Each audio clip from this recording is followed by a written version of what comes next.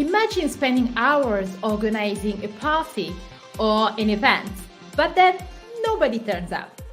You spend so much time working hard on getting everything sorted. You probably even use a productivity app like Doqit. Yet you forgot to add a special item on your to-do list, inviting your guests. Sadly, this is something that we see a lot in the startup world. The focus of developing a platform, and of course with all of the challenges that it brings, takes priority over letting people know that there is something exciting that's coming out. So how do we make sure that we have people lined up to grab our products if we don't have budgets like the big companies such as Apple, Google? Then how do we tackle the pressure of adding more features to our platform based on the client that we now have, and yet we still have to fix bugs, issues, and technical debt? Well, you're in luck because I'm having an exciting conversation on this episode with an inspiring guest who managed to launch and build a launch waitlist that before she could go out and grow her startup. I have the pleasure of talking to Catherine Ann Reid, the founder and CEO of Doqit. Doqit is a single, secure place that helps people manage their day-to-day life admin. Welcome to the Mary Poppins of Startup Live Show. I'm Nelly Makangu from Athena Leaders. As a tech consultant and startup advisor, I will answer live the question that you have on your Wait Series A+. Subscribe and tune in every week for top tips to meet amazing guests, startup founders, and more. More importantly, sit back, relax, and enjoy the show.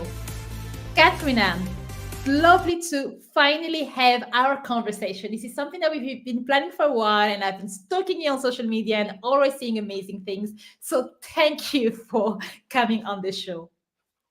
No, thank you for having me. It's a pleasure. Yeah, I think we've been trying to get together since last October, but here we are. It's great to be here. Thank you.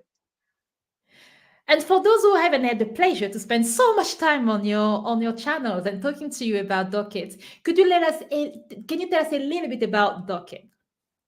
Yeah, for sure. So Docket is a web app, so that means that you can use it across any of your devices, any screens. And what Docket does do is it helps you reduce the time, the cost, and the stress of your day-to-day life admin. So how does it do that? It does that by encouraging you to put everything into one single place so that what you're not relying on is the yellow stickies on your fridge, emailing yourself notes as you're running out the door, or searching through what I call the piles, the files, and the clouds. Because today we have got our life admin. So that's day to day stuff like warranties, insurance policies, information like a national insurance number, NHS number. We've got it strewn across a chaotic mix of places. And I mean, that's why we created Docket, because I was literally drowning in mine.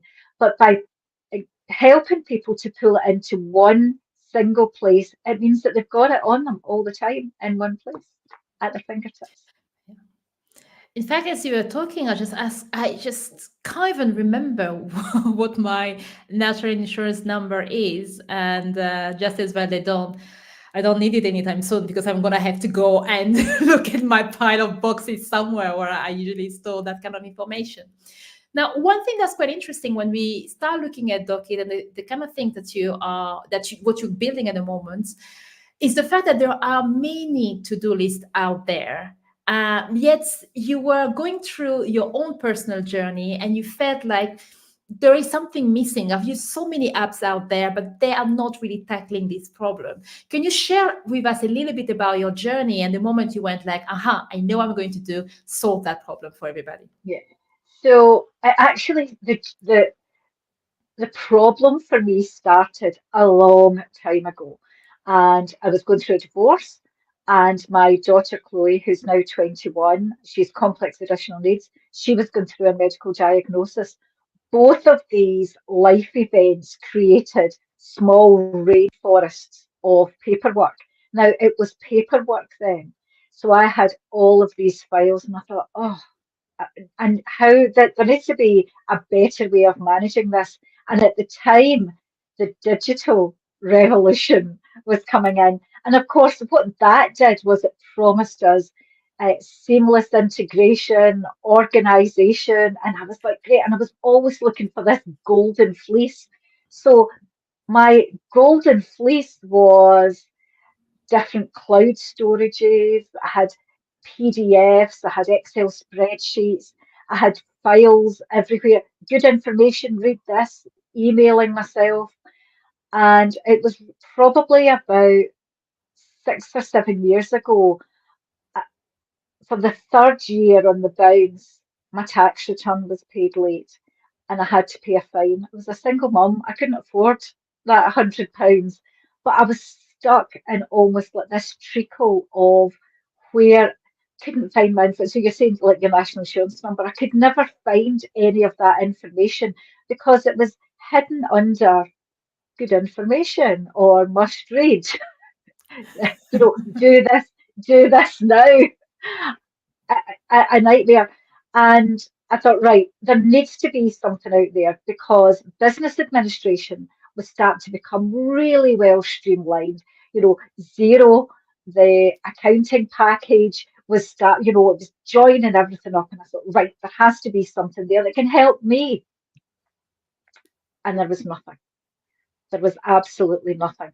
There was lots of things that were doing bits of it. So as you say, so there was calendars, there was different productivity apps that could help you do a single thing, but there was nothing that was pulling it together in an easy, because it has to be simple. It's day to day. It's that easy, simple way that was going to give me the reminder that I needed with the paperwork that was attached to it. So say, for example, my contents insurance. So when was my contents insurance? Where was my policy?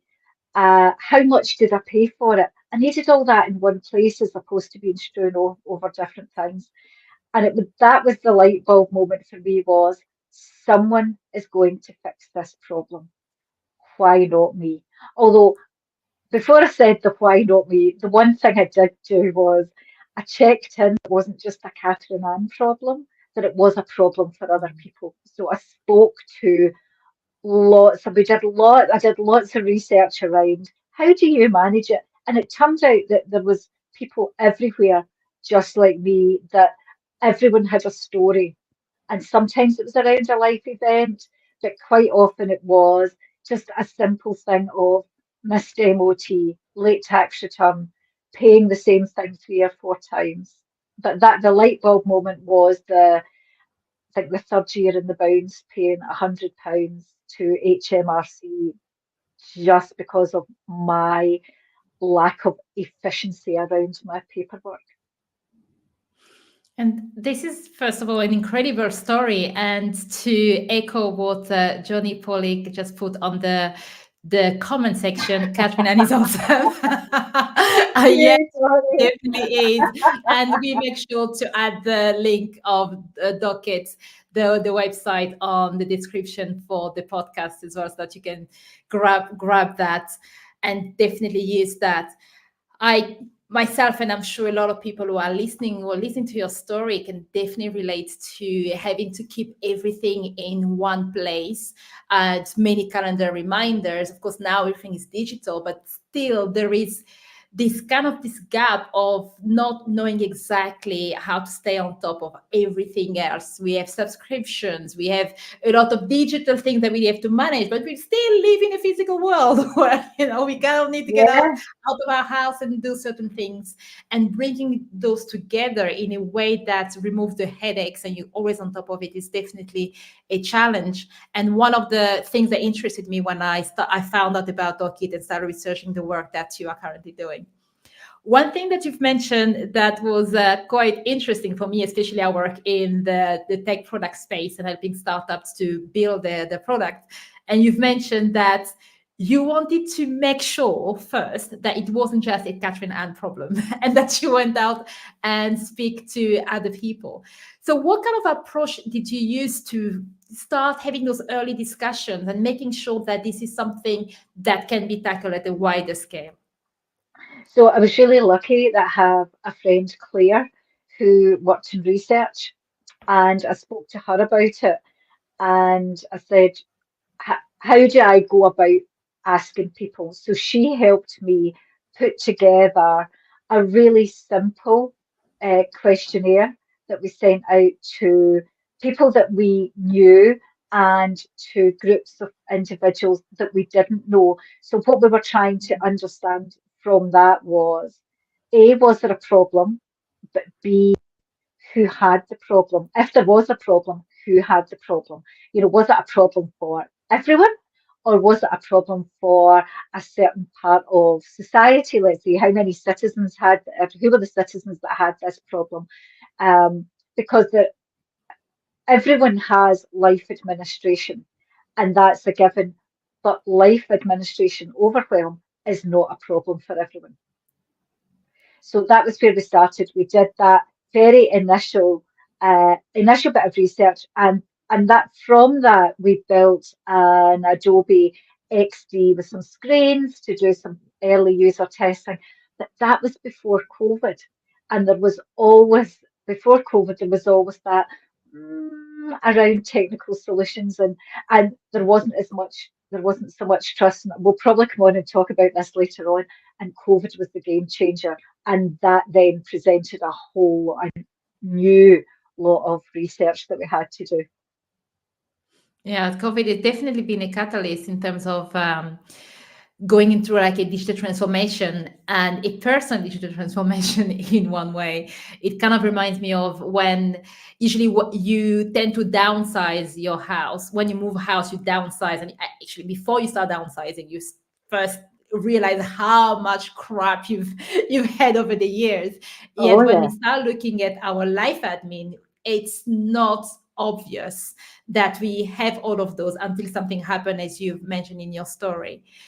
One thing that's quite interesting is, so with the way that you've approached the development and launch of your app. Of course, we're going to talk about the development in a bit, but just the launch is the way that you've built a launch waitlist before, just before starting getting people to start using it, which again is something that a lot of startups founders or entrepreneurs out there really want to get to that spot but don't always know what to do. So do you want to share with us some of your secrets on how you've So managed to do that? yeah. So what is not such a secret is I wish I'd done it earlier. You know, uh, I wish I had started the wait list earlier than we did, because it's never too early. But I think something that, and I know a lot, any founders listening to this will think the same, is like, can I go out there and ask people to sign up when I don't have anything?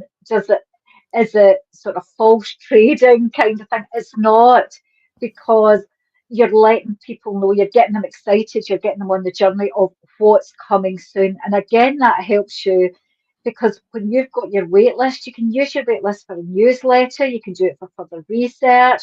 There's so many different things you can do with it, but how do you do it? We did it through some really simple and really cheap adverts on Facebook and Instagram. So we did Facebook and Instagram, and also used LinkedIn.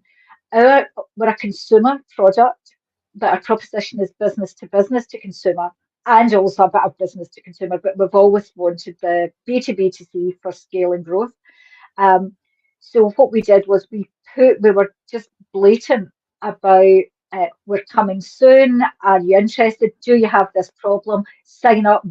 And doing a very ambitious. We'll be launching in 3 months, and then it was actually a month later. Yeah, we'll still be launching in 3 months, but sign up.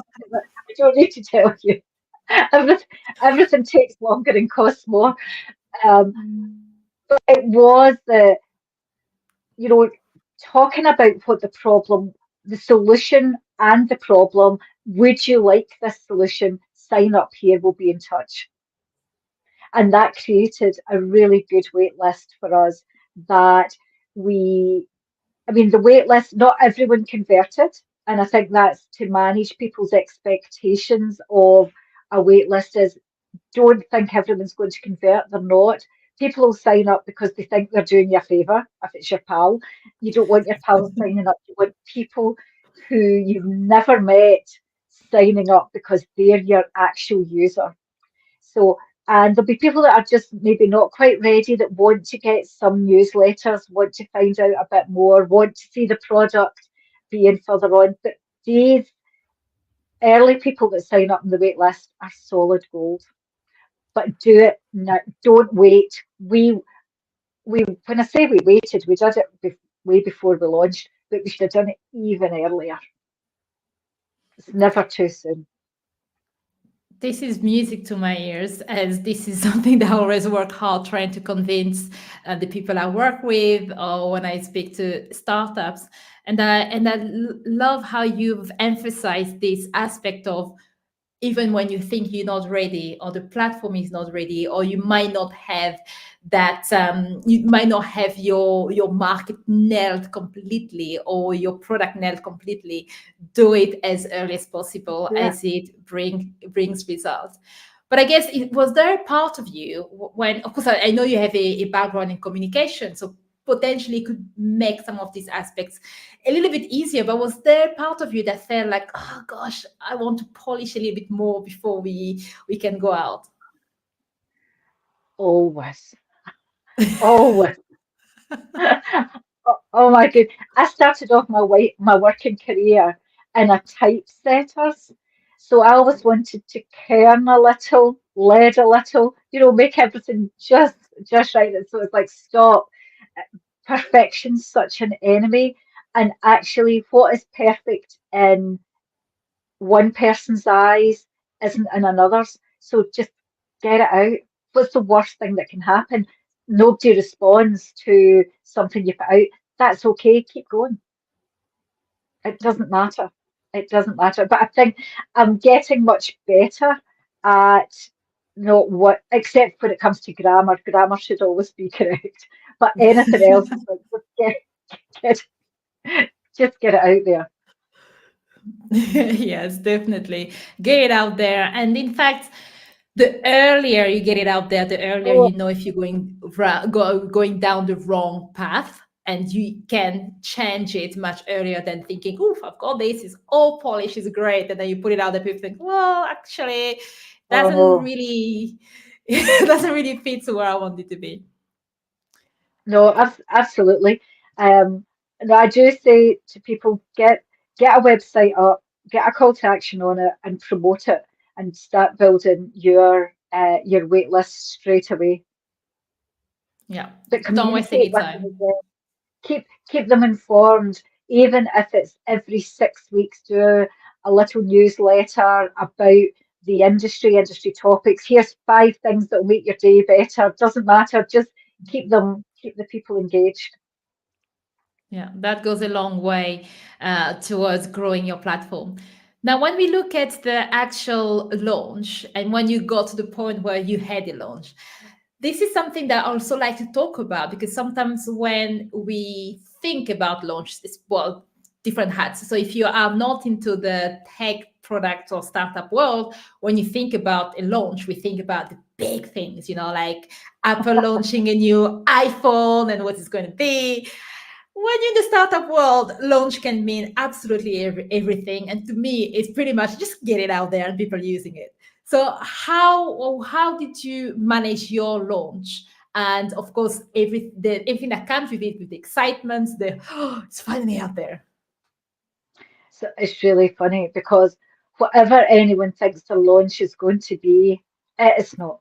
It's not, as you said, there's no curtain drop, there's no there's no smoke, there's a lot of mirrors. So what we did a really soft launch with a couple of small businesses, and that was to with their employees. They took it as an employee benefit, and that was really to help us iron out the initial bugs, which I'm really pleased to say there weren't a lot. But again, it was just to find out how people were going to use it early. So I think we initially it was just that handful of people using it, even though we tested it rigorously. The launch was quite small and quite soft. A couple of businesses taking it as an employee benefit, getting their people to use it. So then we looked at what was the communications around that, what did that look like, what problem, what problems did they have, and there was a couple of things came up straight away that we addressed immediately, which was great because we hadn't sort of waved a big flag to say, hey, come and download it. Um, so it was really exciting because we were finally over the line. But the thing it was more was terrifying because we were finally over the line. Because then you have customers, and you don't just have customers, you have customers who have paid to use your product.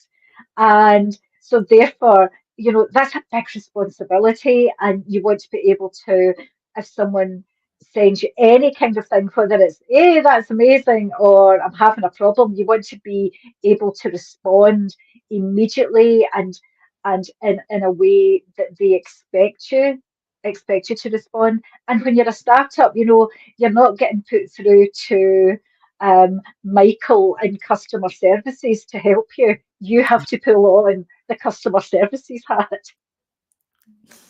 Yes, you're pretty much the one that runs and drives absolutely every aspect of the company at the beginning, and customer service, and answering all of the question, all Exactly. of the Yeah. issues comes, all everything comes down to you.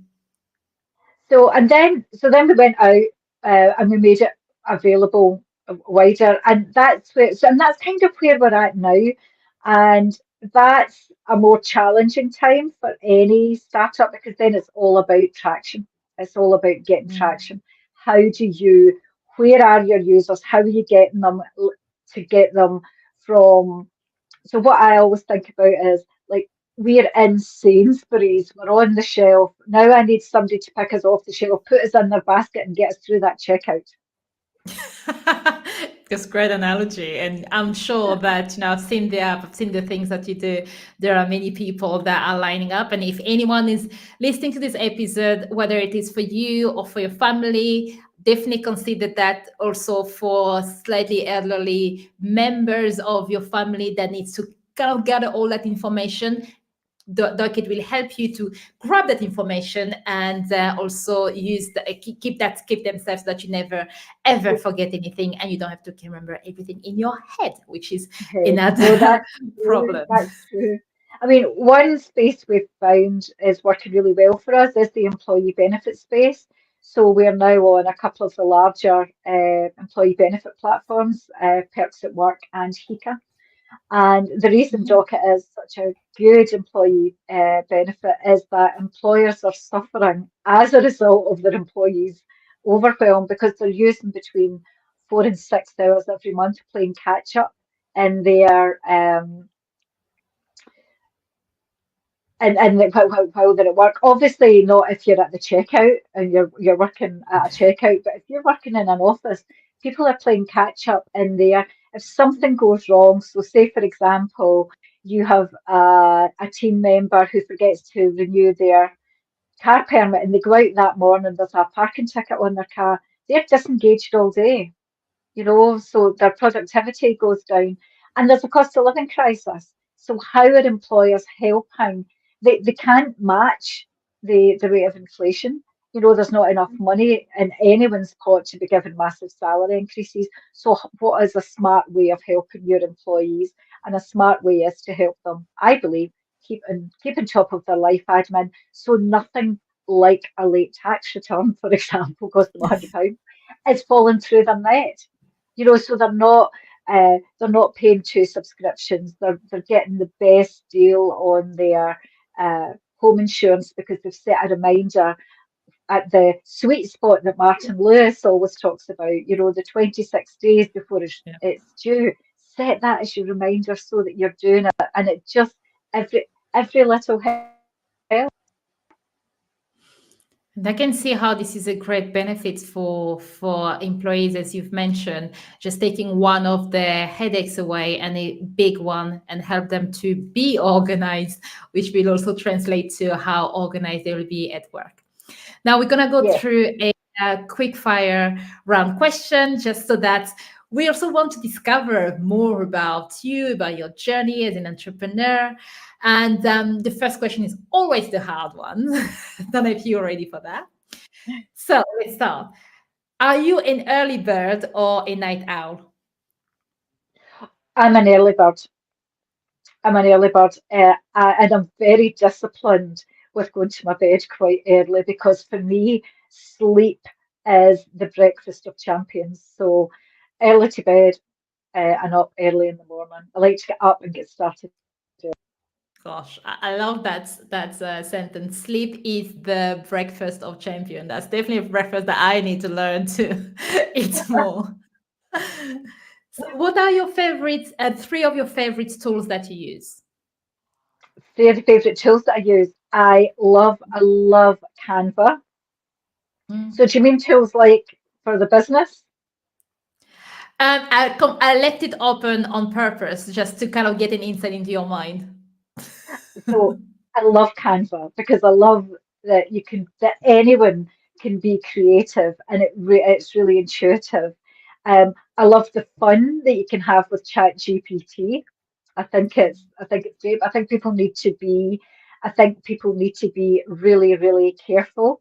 Um, and I love my old Phillips screwdriver that I keep in my kitchen drawer because it has come in handy a gazillion times. I think it was my dad's, and come in handy a gazillion times over the last 40 odd years.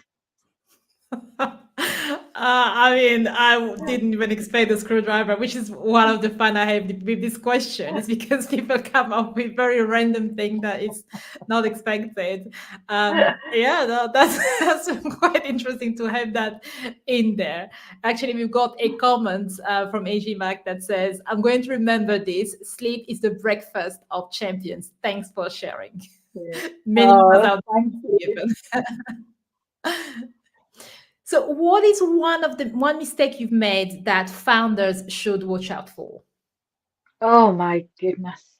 I could write a book of mistakes. In fact, I quite often say some days I feel like Alice because I've been down all the rabbit warrens. I think a mistake I made, and I think a mistake that a lot of people can make, I call it seduction. Is where you get seduced by advice from people who you think, but you don't know, but you think they know so much more than you, and they've got big titles or they've got big corporate background, and you think, oh my God, they're amazing, they know stuff.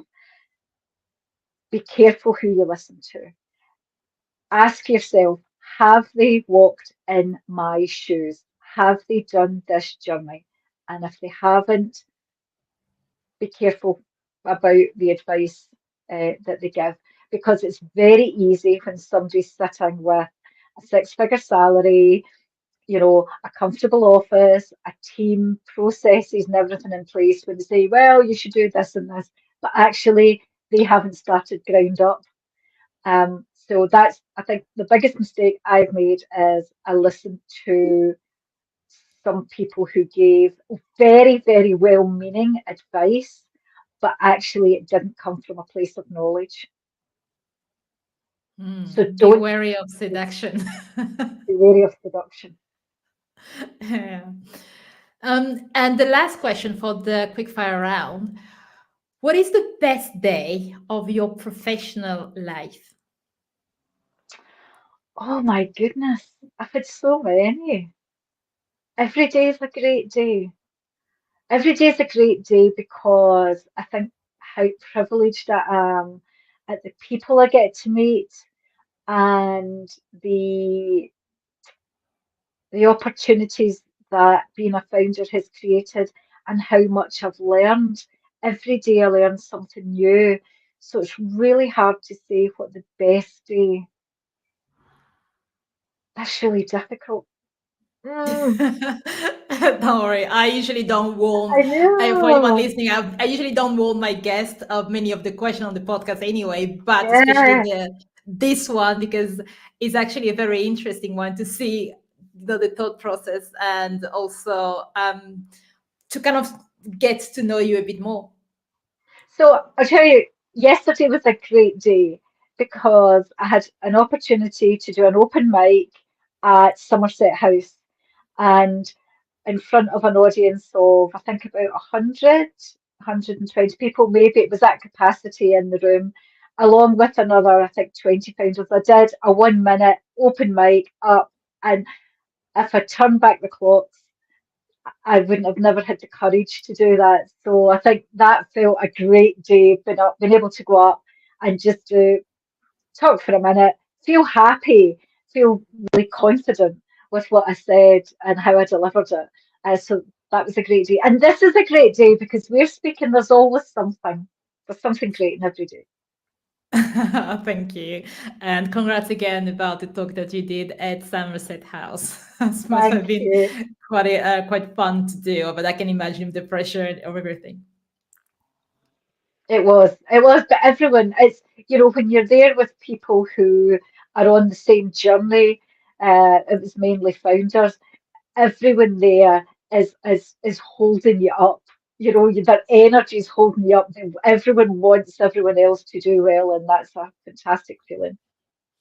That's the secret and the energy I get from being in the startup world and Yeah, talking to a founder. I mean, one of the reasons why I do this podcast is about, grabbing your energy and the craziness that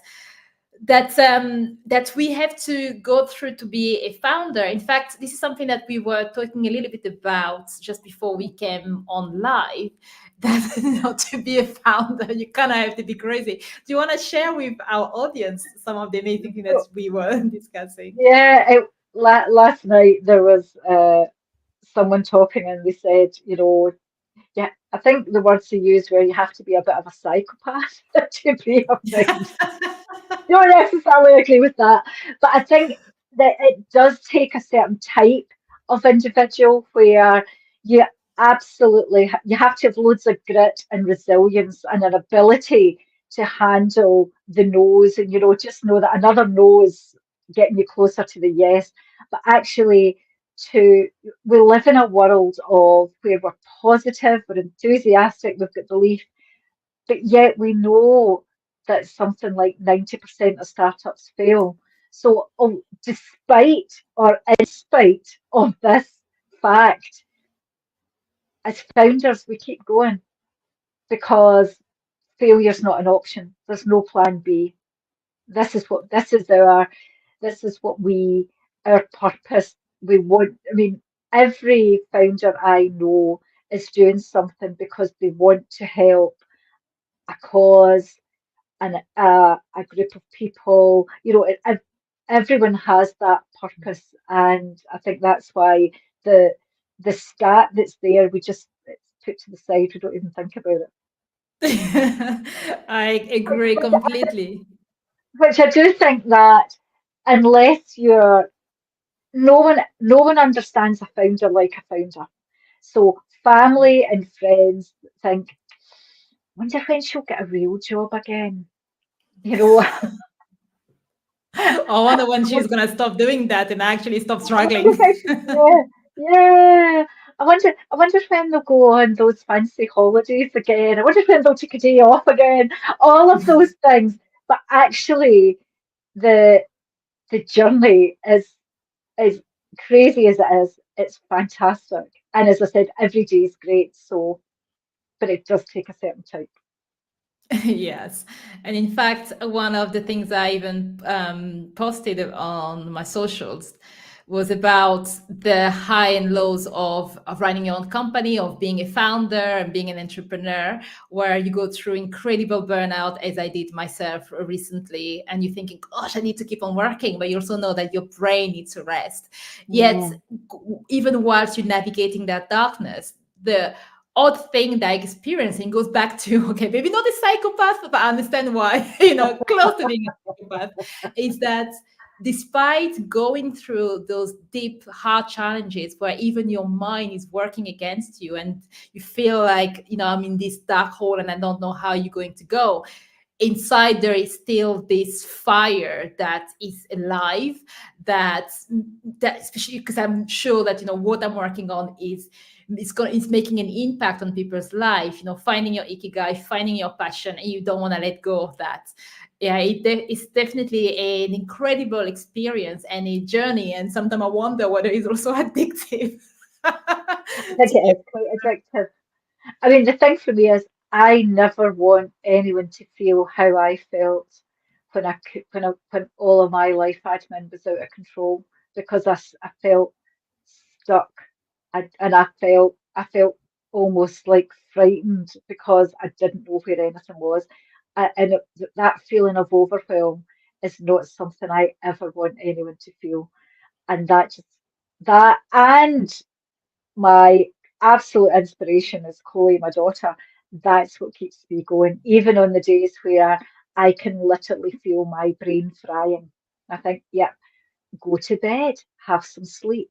You'll be ready tomorrow. Yes, tomorrow's another day, and we're ready for the battle that it Yeah, brings yeah. and the joys that it brings as well. Mm, absolutely.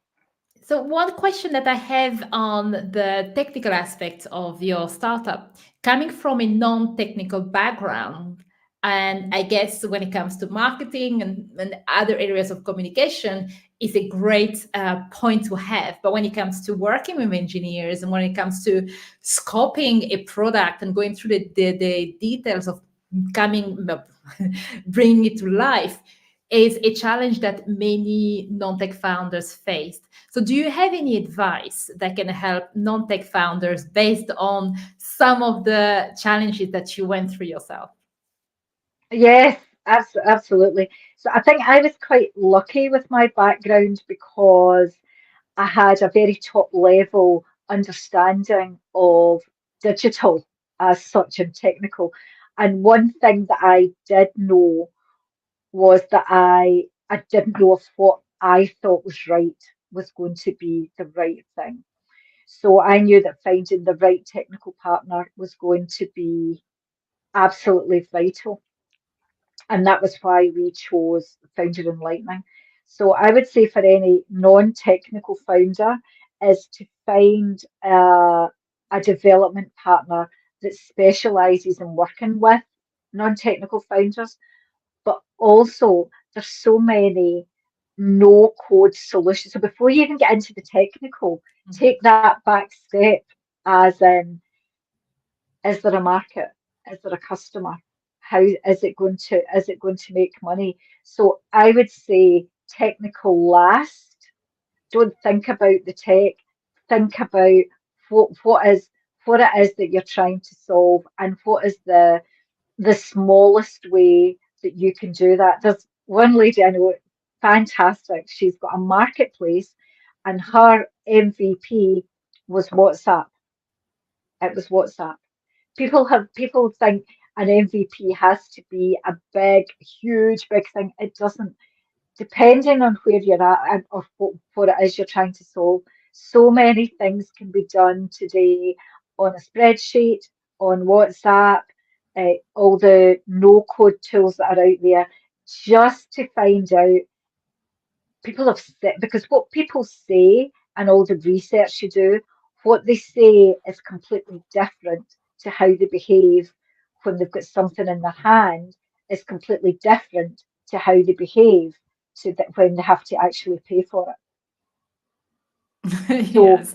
technical, I don't know if this has kind of answered your question, but think technical last, but look at someone who has been on, who provides advice to non-technical uh, founders, but also speak to other founders who are non-tech that have got a tech product, and do not employ a CTO because you don't need one. Yes, and that's You don't. something that even myself, from a technical background, will tell you. at the very beginning, you don't need a CTO. And Mhm. thank you so much for sharing your advice here because, I was thinking in my head, oh gosh, I wish that my streaming platform has a way of clapping because, of course, if I start clapping now, those who are listening to me with a headset probably go, what's that? Because that's really what I wanted to do. When, as you explaining this, because I find that again, when you don't come from a technical background, your reference when it comes to tech and apps are apps that are mature, right? It's very rare that you will start Yeah. using apps that are still at the very beginning so that you can see some of the things that are missing. Most of the time, unless you're an early adopter, you see things that are mature and it's your reference and your mind is how do I launch with that? But that's an incredible waste of money. And as Catherine, you've Mhm. mentioned, all of the different steps that you need to do before you can even get to the point where you're engaging a technical team. It's a lot of background work that will pay off. And being able to create an MVP that doesn't require coding is another bonus that I cannot emphasize enough. And I've talked about that quite a lot on my podcast, on LinkedIn. And definitely, I'm glad that Catherine Ann mentioned it as well for anyone listening.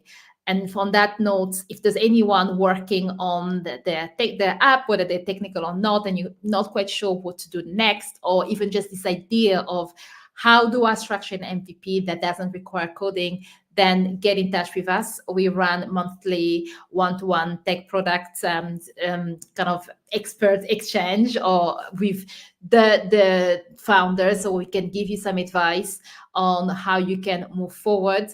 And through doing that, my goal is to always have at least one or two startups where I say, stop coding, go back to the first steps, as Catherine has rightly said. Now, I don't even have to say that. I'm just going to get this video and says, please just listen to this video. Yeah. That is the right approach. And I'm saying that because of the amount of mistakes that we made. So it is Mm. coming from a place of experience, which is great, but learning the hard way is hard. But it's great to be able to say to other people, don't do that. And one thing I remember my nephew telling me this, um, Snapchat, I just think what the app was. Snapchat started off as one dissolving photo. That was it. Yeah. So when people think Snapchat's huge, when Snapchat's like blah blah, I tried to say that. When Snapchat started, it was one dissolving picture. So when you think where they were, that was their MVP that they went out because he was an early adopter, and where they are now, anything's possible. Yes, indeed. And once you get to that journey, then that's when you start growing and scaling your startup. And on the topic of scaling, where are you now with scaling Doqit, and how can we help you promote that message even louder?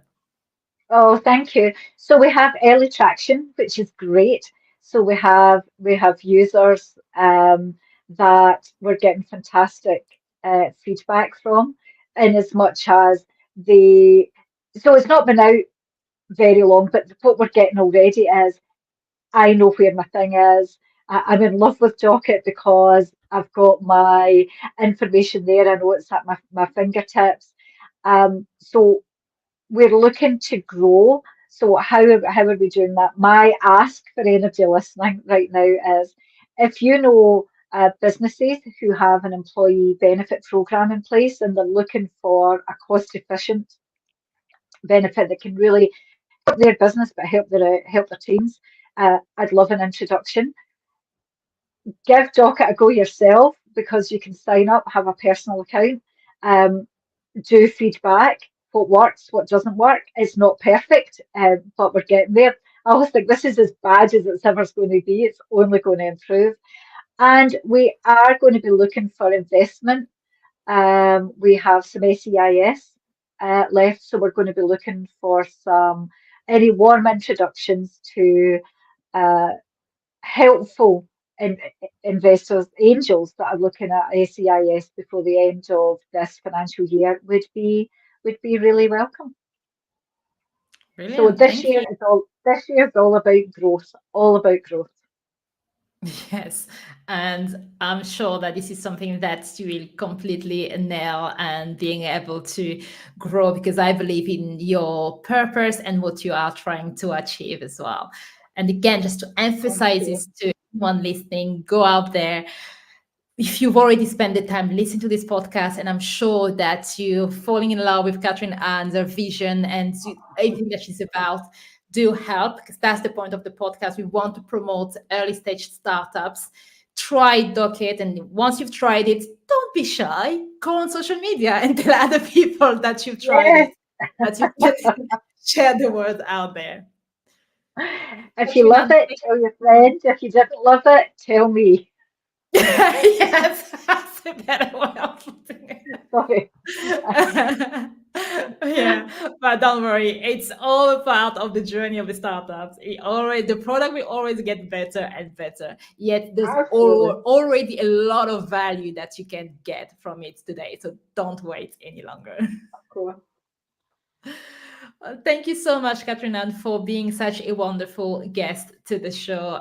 It's been great to finally have our conversation, and I can't wait to keep on watching what you are going to do or what you are doing with Docket.